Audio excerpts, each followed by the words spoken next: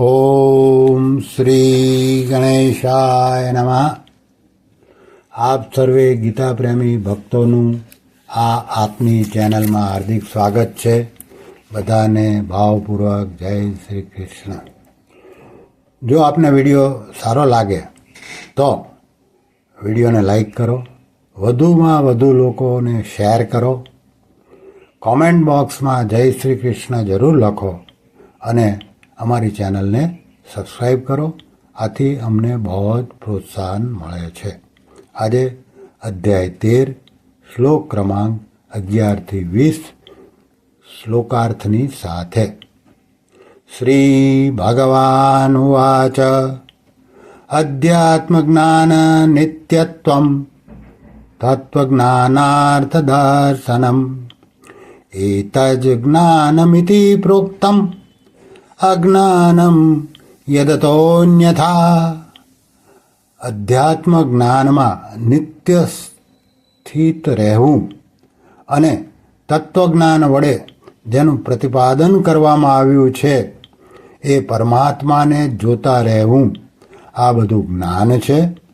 અને જે આ બધાથી અવળું છે એ અજ્ઞાન કહેવાયું છે. જ્ઞેયં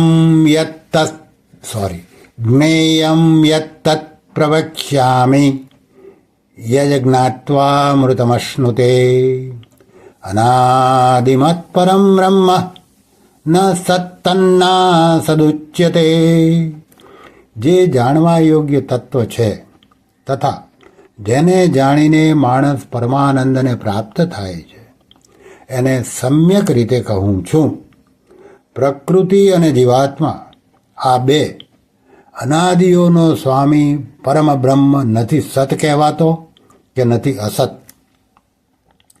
સર્વતઃ પાણીપાદમ તત્સર્વતોક્ષિરોરો મુખમ સર્વતઃ શ્રુતિમલ્લોકે સર્વમાવૃત્ય તિષ્ઠતે.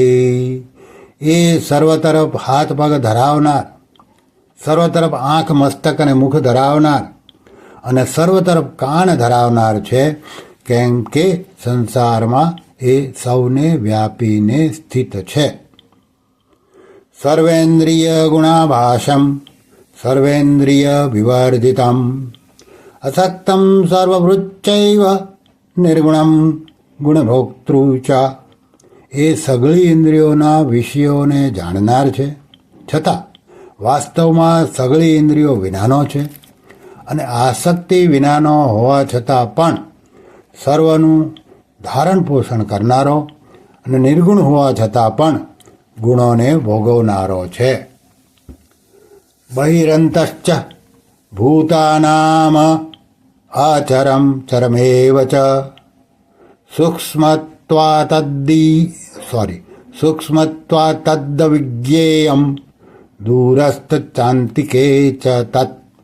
એ ચરાચર સર્વભૂતોની અંદર બહાર પૂર્ણરૂપે વ્યાપેલો છે, તેમજ ચર અચરને પણ એ જ છે, ચર અચર રૂપે પણ એ જ છે અને એ સૂક્ષ્મ હોવાને લીધે જાણી શકાતો નથી તથા એકદમ પાસે તેમજ ઘણો દૂર પણ રહેલો છે, એ જ છે. અવિભક્તમ ચ ભૂતેષુ વિભક્તમિવ ચ સ્થિતમ ભૂતભર્તૃ ચ તજ્ઞેયમ ગ્રસિષ્ણુ પ્રભવિષ્ણુ ચ. એ પરમાત્મા અવિભાજિત એક રૂપે રહેલા આકાશની જેમ પરિપૂર્ણ હોવા છતાં પણ ચરાચર બધા ભૂતોમાં જાણે વિભાજિત હોય એમ સ્થિત જણાય છે. તથા એ જાણવા યોગ્ય પરમાત્મા વિષ્ણુ રૂપે ભૂતોનું ધારણ પોષણ કરનારો, રુદ્ર રૂપે સંહાર કરનારો તેમજ બ્રહ્મા રૂપે સર્વને ઉત્પન્ન કરનારો છે. જ્યોતિષામપી તજ્જ્યોતિસ્તમ જ્યોતિષામપી તજ્જ્યોતિઃ તમસઃ પરમુચ્યતે. જ્ઞાનમ જ્ઞેયમ જ્ઞાનગમ્યમ હૃદિ સર્વસ્ય વિષ્ટિતમ એ પરબ્રહ્મ જ્યોતિઓનો પણ જ્યોતિ તેમજ માયાથી સાવ પર કહેવાય છે. એ પરમાત્મા બોધ સ્વરૂપ, જાણવા યોગ્ય તેમજ તત્વજ્ઞાનથી પામવા યોગ્ય છે અને સૌના હૃદયમાં વિશેષ રૂપે રહેલો છે. ઇતિ ક્ષેત્રમ તથા જ્ઞાનમ જ્ઞેયમ ચોક્તમ સમાસતઃ મદભક્ત એતદ્વિજ્ઞાય મદભાવયોપપદ્યતે. આ પ્રમાણે ક્ષેત્ર, જ્ઞાન તેમજ જાણવા યોગ્ય પરમાત્માનું સ્વરૂપ ટૂંકમાં કહ્યું. મારો ભક્ત એને તત્વથી જાણીને મારા સ્વરૂપને પામે છે. પ્રકૃતિમ પુરુષમ ચૈવ વિદ્યનાદિ ઉભાવપી વિકારાંશ્ચ ગુણાશ્ચૈવ વિદ્ધિ પ્રકૃતિ સંભવાન.